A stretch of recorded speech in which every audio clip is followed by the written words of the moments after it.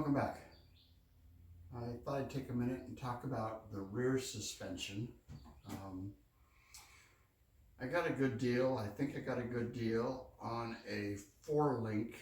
I got the pan rod, the four links, 2 axle brackets, and 2 front frame brackets. I didn't get the mounting hardware, but I got all of that for $100. And then I went online and I started looking at the brackets and trying to find who manufactured this kit. And to the best of my ability, I determined that this is a Ride Tech parallel 4-link and panhard bar kit, at least from the illustrations. The difficulty I found was that I did not get the mounting hardware. So the holes in this are 1-inch ID. And the holes in the link here in the bushing and here are also 1-inch. So when I drop this bar in, I need a 1-inch bolt because I don't have any reducers, any spacers, anything to change the size of that. So I went to the hardware store, and yes, they do make and sell 1-inch bolts. And a 1-inch bolt that's like 3.5 inches long, in order to fit this, was $17.89 or something. So I priced out the 4 of those bolts and the 4 bolts for the front, and the washers and the nuts and all that, and it came to $210. I thought that was a little bit too much money. So what I did was I went to one of the local metal shops, and I got a tube that's 1-inch outside diameter, 1/2 inch inside diameter, and what I'm going to do is I'm going to feed it through the bracket and the bushing. I got to clean this one up because it was just cut and it doesn't have any beveled edges. But that will reduce my mounting hardware to 1/2 inch. And see if I can get a 1/2 inch bolt, won't even go through it because there's so much debris inside of it from getting cut. But it will work when I'm done, and I'll be able to install this hardware using 1/2 inch grade A bolts at a fraction of the cost. It cost me $40 to get the rod and have it cut, and it cost me about didn't bring my wallet in. It cost me about $20 for the bolts. So $60 versus $210. So I'm going to take these bushings that I had made, for lack of a better word, out to my grinder and smooth off the edges, get some air through here, clean them out, and get these down to size so that I can use them on this application.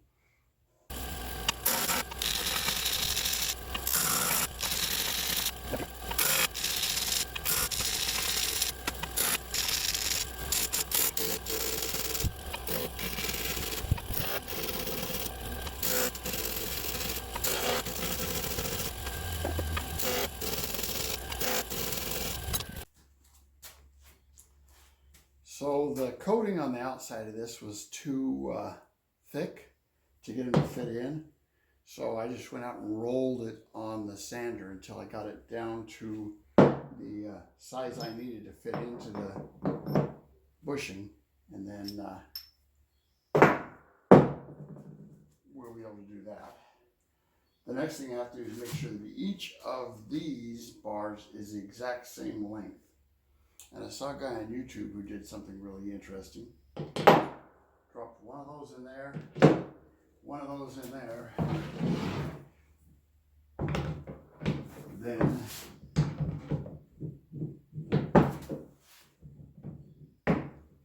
went to line them up.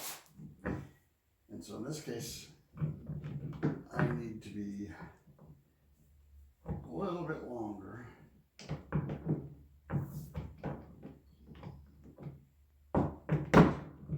Let's see. There we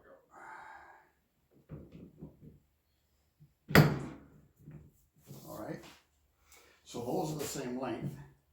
I can tighten down the two nuts on these two, take this one off, go to number 3, go to number 4, and that way the length, if I can stand this up without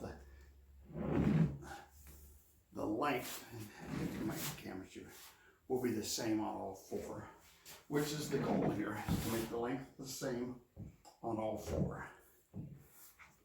So let me get that, and then we'll see what's next. Little by little, we're getting a little bit closer to assembling this 4-link. I can't tell you the difficulty I had putting together the hardware for it. Because I bought this kit used, I think I paid $100 for the whole kit. And it's $925 on RideTech site. So I'm short $825 worth of hardware. I bought a bunch of grade A bolts and tried to use them in the bushings that I had to make. And I could get to the anodized part and then they would stick. So I thought, well, what if I ground off the anodization and then they fit, but it was a lot of hard work to do that. So I thought, the way these are attached and everything, I could probably get away with grade 5 bolts. So I tried that. So anyway, I could get a grade 5 bolt to fit in the short ones, but a grade 5 bolt must be just a little bit thicker in a 3.5-inch bolt, and it wouldn't fit in the long ones. What I was ultimately able to do was go and get a metric bolt that actually fit down in there without any issues.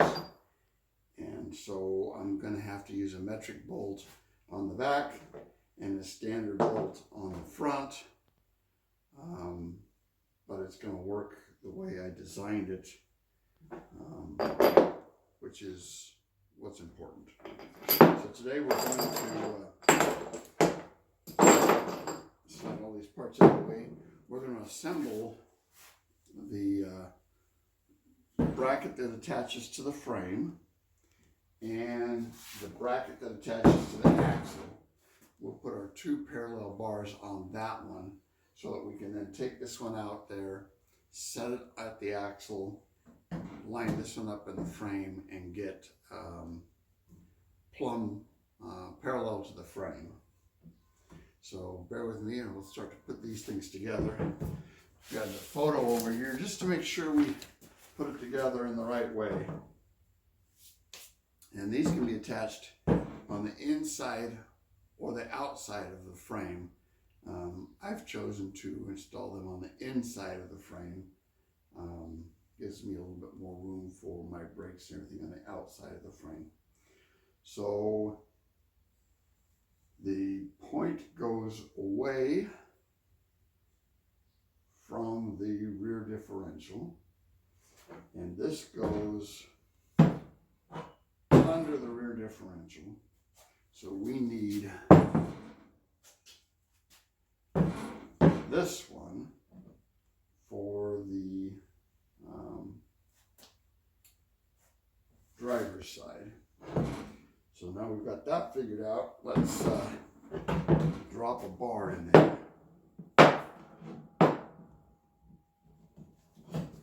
And the bars drop into the bracket, and then we're taking those spacers that we made and we're pushing them into the bracket as well, and that way they'll run through the center of the bushing and hold the bushing in place.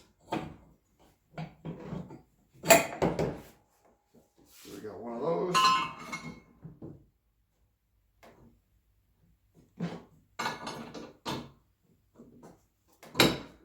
those. And then we're going to put in another bar.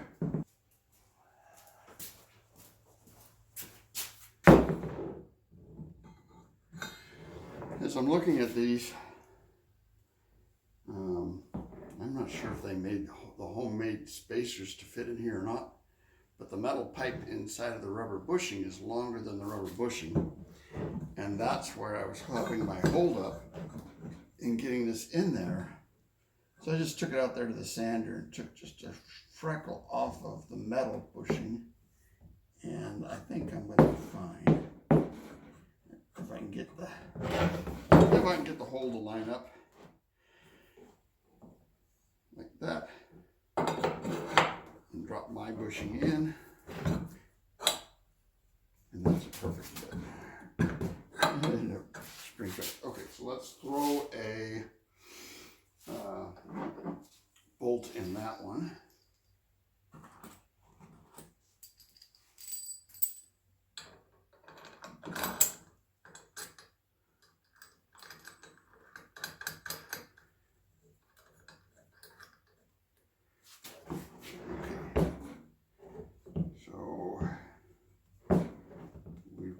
One, and now we need to get, let's see, let's put this one in.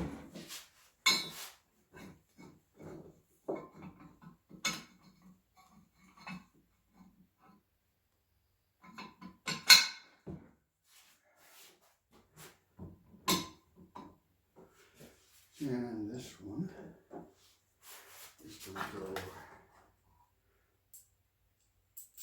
this direction. And I need a nylock for that one. There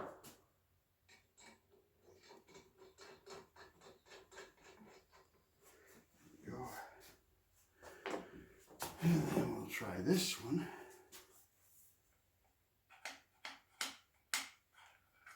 I think I'm just going to hit that with a grinder just to play it safe.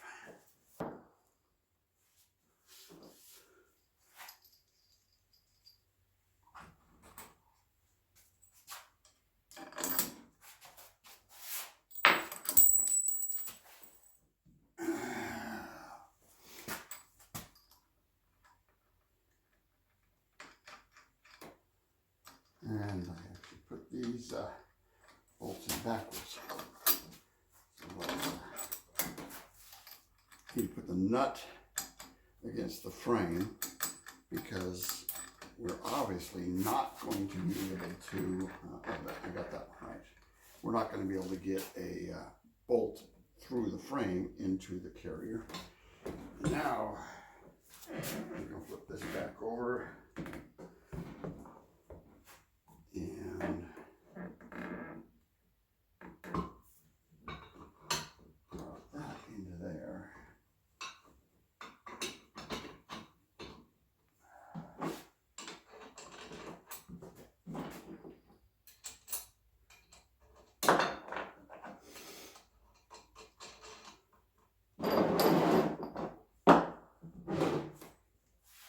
That's one.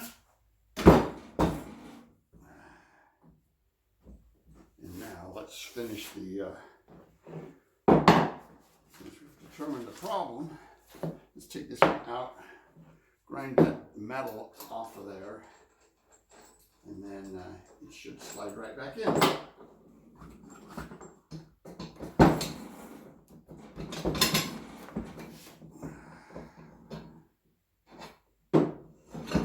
Be right back.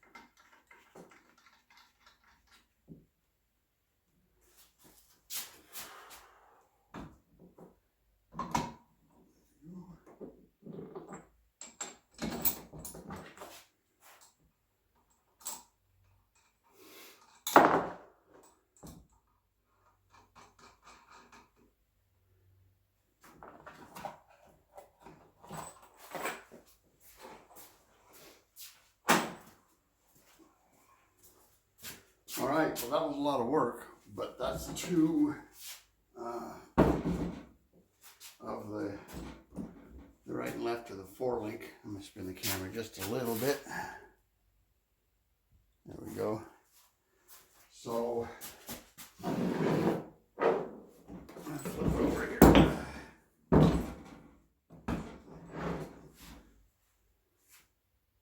This will sit under our axle. So actually, I guess I should have left it the way I had it. This will sit under our axle. And this particular one will be the driver's side.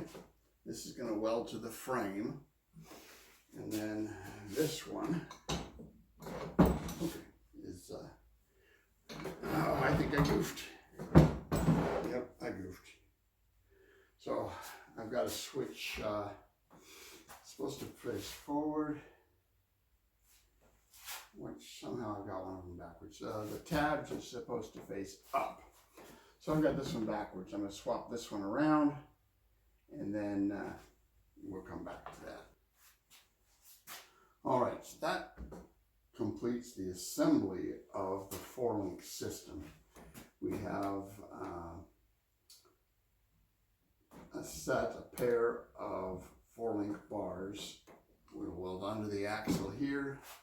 It'll weld to the frame here. And that will keep the axle will ride up and down, and it keeps the axle in line that way. And then there's a panhard bar, which I put together. The panhard bar is going to weld to the top of the axle. This will go up over the pumpkin. This will weld to the frame on that side. So this will sit between the two of these. And that will keep the axle from moving side to side in the frame. So we got up and down, and this will limit it for our side to side. The next thing we'll do is talk about the shocks when they come in. On the back of the 4-link, if you can see it, I have these 3 holes. The shock bracket will bolt onto the back of this, and it will go up and attach to a 2-bar bracket, something that we have on the frame, and that will be what gives us our shock absorber. So that's where we are today. The next thing we have to do is grab our axle, get it all centered up in the frame where it needs to be, and then we can take these out and determine where they attach to the axle, and tack here to the axle, tack up there to the frame, tack the panhard bar in, and then we'll do some testing for movement and motion. And hopefully by then shocks will come in and we can install them and make sure that we have the correct distance of travel on our shocks. So thanks for watching, and we'll be back soon.